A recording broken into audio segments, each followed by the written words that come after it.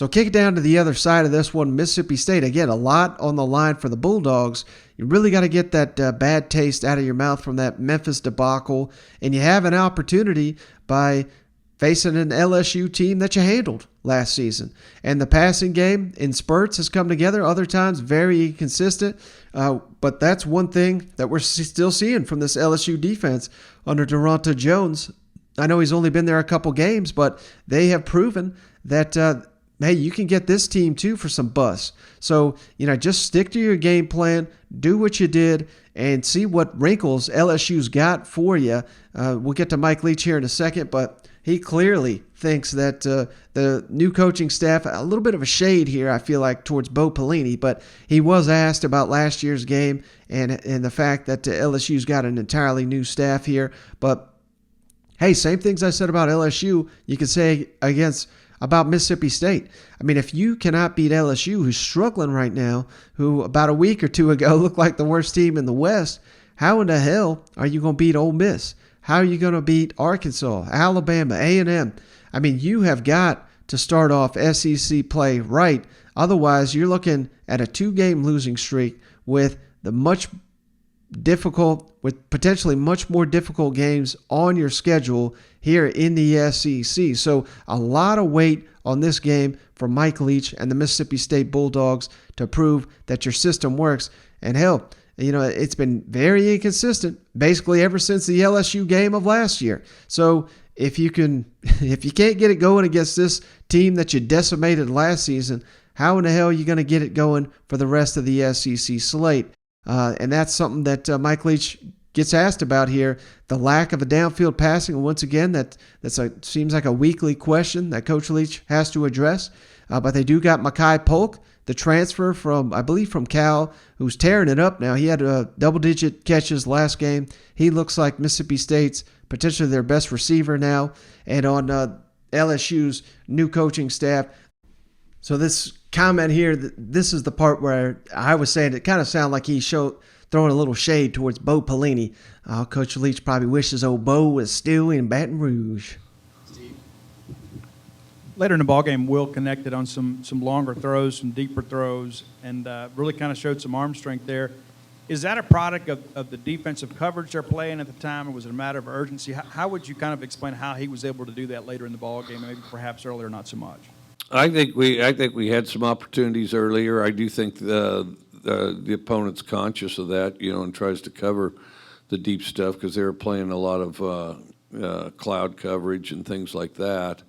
So it's not like they just give it to you, but I do think we have other opportunities, maybe not beyond them, but underneath, because there's a lot of space in there that we need to attack. And then, and he put it in play. I mean, did quite an impressive job of putting it in play. A lot of quarterbacks would like to have the day that he had, statistically.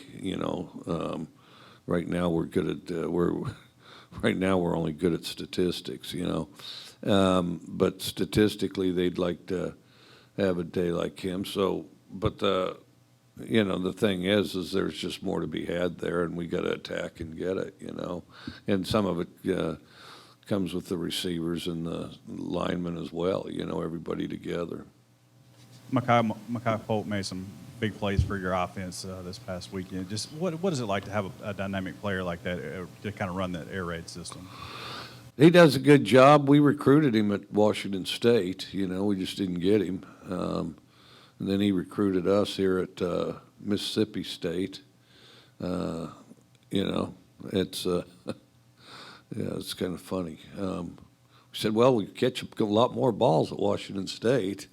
And then we go to Mississippi State, and he goes, yeah, I want to catch a lot more balls. And so anyway, so he came here, so it was a good deal. But he just needs to finish, be a guy that finishes plays. He's got to play through fatigue a little bit. He is dynamic, and he does play the ball in the air well, and he's a skilled guy. And I think he's really done quite a lot as far as, not directly, but just put good stuff on film that we can use to illustrate as example for our other players. Coach Orgeron talked a little bit today during his press conference about being embarrassed by last year's game and the numbers you guys were able to put up against them. I mean, when you reflect on last year, how much of that do you kind of use as you prepare for this week? Well, not a lot because they've changed a lot of coaches over there, so it's pretty tough, you know. There's really not much crossover, at least as far as the personnel that's calling it and their coaches. So, and I think Ed's more involved, is what I heard. I don't know that for sure, but so anyway, we're taking what we got. I don't think enough can be made about just how important this game is for both of these programs, and it's fascinating that they both need to right the ship and start SEC playoff against each other. Basically, they can ruin each other's seasons here, and that's what a rivalry is all about. That's what SEC football's all about. LSU, Mississippi State, so much on the line this Saturday. Don't be fooled by the fact these teams lost. This could be a season-defining game for both teams. If it goes wrong, it's probably going to start a downward slide for the rest of the season. If you win, maybe that's the start of turning things around and going into conference play with an undefeated record, and maybe it just gives you that momentum that you need to carry over to the rest of the season. So, again, cannot wait for this matchup. It's going to be one hell of a good one here in Starkville. And last thing, I do have one more from Mike Leach. I thought he gave us another gem here. He was asked about social media, and I think this is an answer just about every coach in college, high school, maybe even the NFL, their thoughts probably echo Coach Leach's here on social media. It's going to be right in front of their face all the time.